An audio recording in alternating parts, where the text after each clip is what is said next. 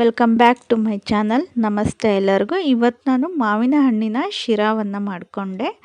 Taste ಮಾತ್ರ ತುಂಬ ಚೆನ್ನಾಗಿ ಬಂದಿತ್ತು.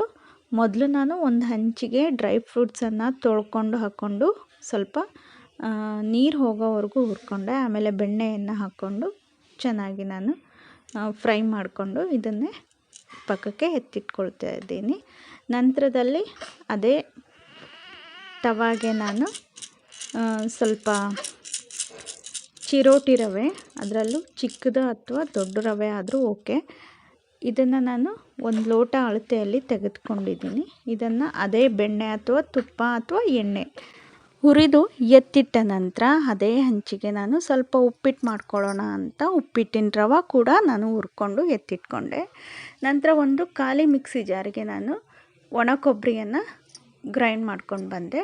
ಅದೇ ಜಾರಿಗೆ ಒಂದು ದೊಡ್ಡ ಮಾವಿನ ಹಣ್ಣನ್ನು ಓಟೆ ಹಾಗೂ ಸಿಪ್ಪೆಯನ್ನು ತೆಗೆದುಬಿಟ್ಟು ನೈಸಾಗಿ ನೀರು ಹಾಕ್ದೇ ಗ್ರೈಂಡ್ ಮಾಡಿಕೊಂಡು ಬರ್ತೀನಿ. ನಂತರ ಒಂದು ಒಲೆ ಮೇಲೆ ನಾನು ನೀರು ಕಾಯಲಿಕ್ಕೆ ಇಡ್ತಾಯಿದ್ದೀನಿ.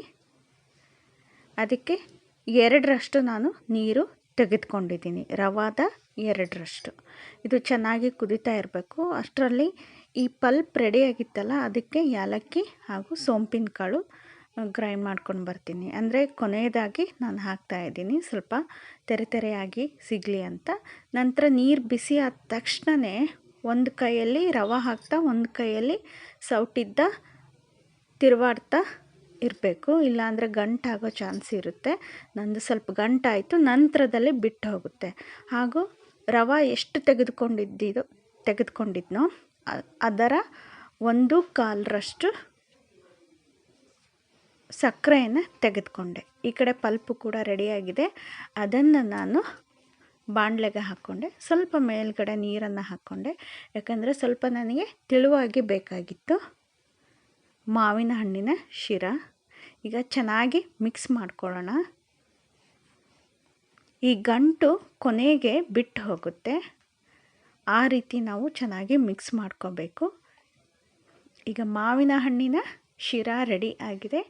ಇದಕ್ಕೆ ನಾನು ಡ್ರೈ ಫ್ರೂಟ್ಸನ್ನು ಹಾಕ್ಕೊಳ್ತಾ ಇದ್ದೀನಿ, ಜೊತೆಗೆ ಒಣ ಕೊಬ್ಬರಿಯನ್ನು ಕೂಡ ಹಾಕ್ಕೊಳ್ತಾ ಇದ್ದೀನಿ. ಅದ್ರ ಜೊತೆ ಉಪ್ಪಿಟ್ಟು ಕೂಡ ರೆಡಿ ಇದೆ.